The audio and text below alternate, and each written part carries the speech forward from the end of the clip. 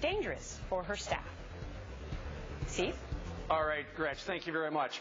Never one to mince words, Florida Congressman Allen West offering up his assessment of President Obama's policies. Let's be very honest and let's put that in some military vernacular. If you're feeding a person a crap sandwich with a smile, it's still a crap sandwich. And that's what you see coming from President Obama. He's fed America just a load of you-know-what, and it has not done anything for this country than increasing our unemployment, increasing Americans in poverty, increasing the food stamp rolls, and we're heading in the wrong direction. All right, joining us right now is Florida Congressman and retired Lieutenant Colonel Allen West. He's in Boynton Beach on the other side of Florida from us. Good morning to you, Congressman. Good morning, Steve. How are you doing? I'm doing fine. Strong words regarding an entree item. Well, I think they're very appropriate words. The conversation that Neil Cavuto and I were having Saturday morning was all about the president's likability in opposition to Mitt Romney. And so I'm kind of getting tired of people talking about likability. We should be talking about the facts. Gretchen just made the case a couple of segments earlier when she talked about where gasoline prices were on Inauguration Day of $1.84, and now we see that they're $3.73 on average. When you look at what has happened to median family income, anywhere from about $2,000 to $4,000 of a loss. In the black community, you've seen an 11% decrease in median family income. And let's talk about the increase of the debt per person. It's gone from $34,000 to over $51,000. And we know that this week we will hit $16 trillion in debt.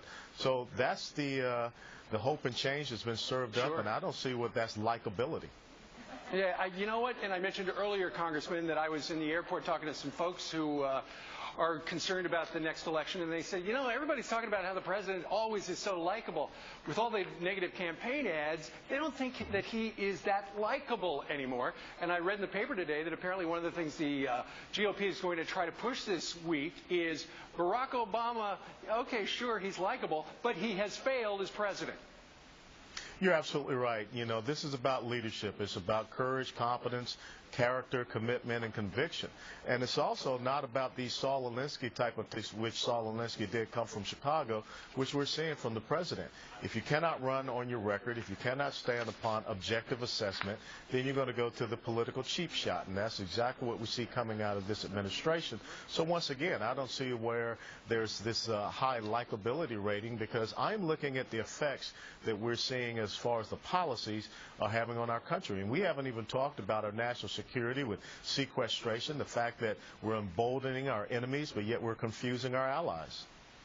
Yeah, that's a good point. I mean, if we were basing who the president is on likability, Regis Philbin would have been elected many, many years ago, but that's not what we vote on.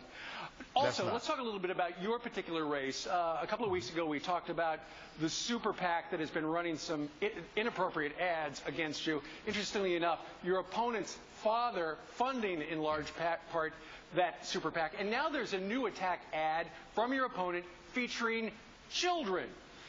Let's take a look. You are not a lady. You are the most vile, despicable member of the Communist Party. Get that thief out of the United States. You're a threat to the gene pool. Allen West said all these things and worse. But bullying and name-calling has no place in the playground or in Congress. I'm Patrick Murphy, and I approve this message. Okay, so it looks like they hired some kids to simply parrot what some adults had said in the past regarding you. How do you feel about that? Yeah. Well, first of all, again, that goes back to the fact that when you are inept and you're incompetent and you can't talk about the issues, you're going to go out and exploit our children. And when you think about the fact that the future of these children and grandchildren is being put at risk with $16 trillion in debt, I don't think that my opponent cares about the future of America or cares about the future for the kids that he just used horribly in a can ad to attack me. So this, once again, is the letter of gutter type of politics that you see emanating from people that can't address the issues to the American populace and talk about viable solutions to make sure that we can turn this country around and get it heading in the right direction. Regarding that particular, your response, the campaign opposite you said this: it's remarkable that Allen West thinks the things he says as a congressman are so inappropriate that children can't even say them. Sir? Well, once again, why would we want to bring our children into this conversation? I'm an adult. I'm a grown man, and I don't think that we want to have children going out and getting into the realm of politics like he's saying. But again, think about this. We're going to hit $16 trillion in debt. Each one of those children that Patrick Murphy used in that ad has $51,000 of debt on their head. That's the case that we need to be talking about. Yeah, you're exactly right. All right, Congressman Allen West, we thank you very much for joining us. Thanks.